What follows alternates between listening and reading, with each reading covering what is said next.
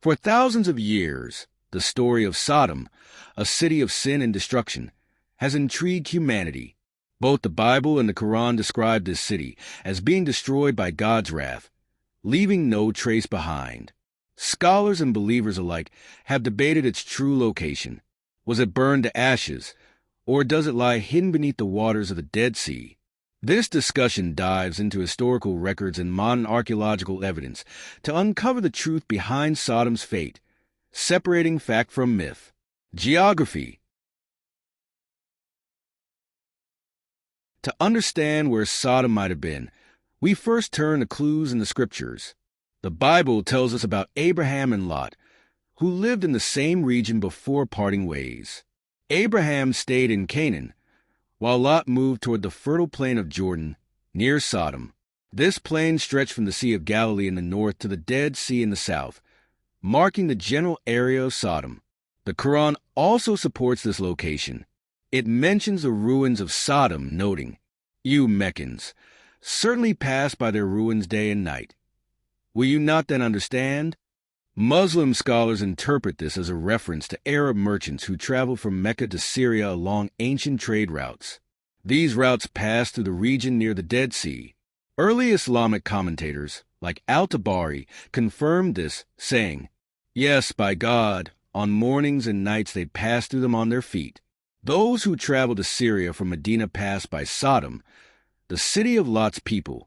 Another scholar, Ibn Kathir, identified the Dead Sea as Sodom's location, describing it as a foul, stinking lake. He wrote, "God destroyed them with different kinds of punishments and made their vicinity a foul, stinking lake, which is on a well-traveled route where people pass by night and day." Both religious texts point to the same region, the area around the Dead Sea. This alignment of evidence gives us a clearer idea of where to search for Sodom's remains. Signs of destruction. Both the Bible and the Quran describe Sodom as completely annihilated. The Bible states, "Thus, he overthrew those cities and the entire plain, destroying all those living in the cities, and also the vegetation in the land." Similarly, the Quran mentions, "So we saved him, Lot, and all of his family, except an old woman who was among those destroyed. Then we utterly destroyed the rest." If Sodom existed, its ruins would likely show evidence of a violent and catastrophic event. Archaeological findings at el-Hammam. In the early 2000s, archaeologists began excavating a site called el-Hammam in modern-day Jordan, on the northern side of the Dead Sea. This site matches the geographical clues from both scriptures.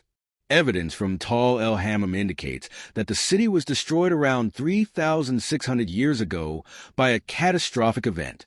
Archaeologists found melted pottery fragments, soot and charcoal, high-temperature formations like diamond-like crystals. These findings suggest that the city was exposed to extreme heat and fire.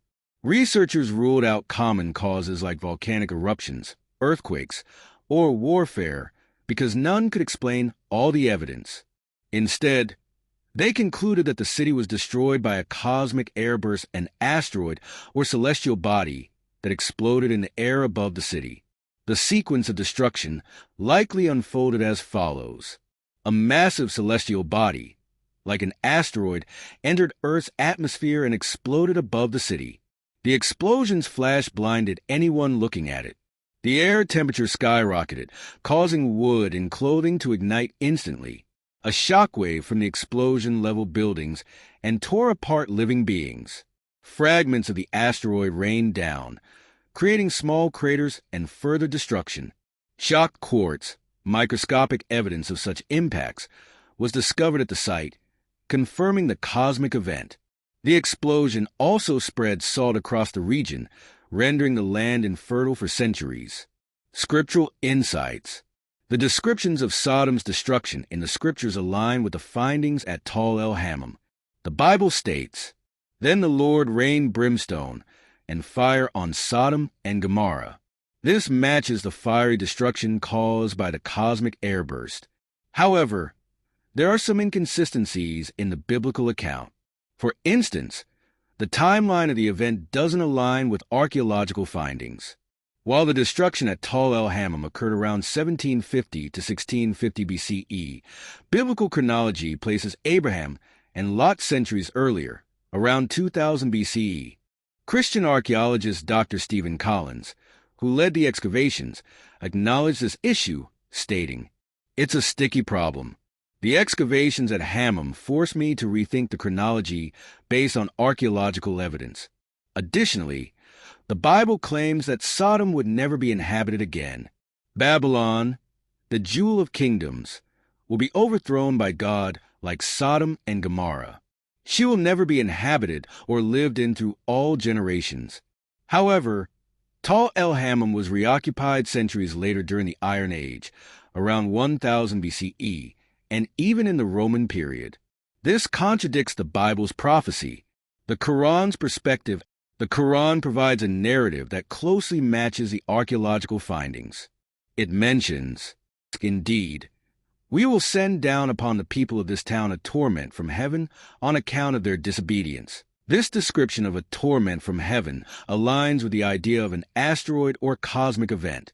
The Quran further elaborates, "By your life, indeed they were in their intoxication, wandering blindly. So the shriek seized them at sunrise. And we made the highest part of the city its lowest, and rained upon them stones of hard clay." The sequence described an explosion shriek, destruction of buildings and raining stones, mirrors the events of a cosmic airburst. Interestingly, the Quran records the angels instructing Lot and his family to leave the city without looking back. The angel said, "O Lot, indeed we are messengers of your Lord. Therefore, they will never reach you. So set out with your family during a portion of the night, and let not any among you look back." This could be practical advice to protect them from the explosion's blinding light, a subtle detail that aligns with modern understanding of such events. Addressing misconceptions. One common Islamic tradition describes the angel Gabriel lifting Sodom into the sky, turning it upside down and crashing it to earth. However, this account is not directly traced back to Prophet Muhammad, peace be upon him. Instead, it comes from later commentators and is not a required belief for Muslims. Conclusion.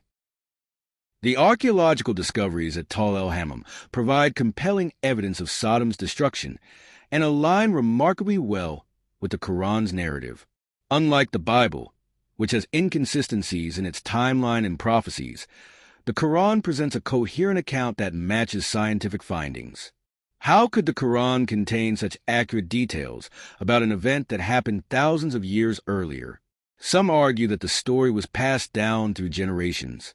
However, oral traditions often become distorted over time, adding myths and inaccuracies.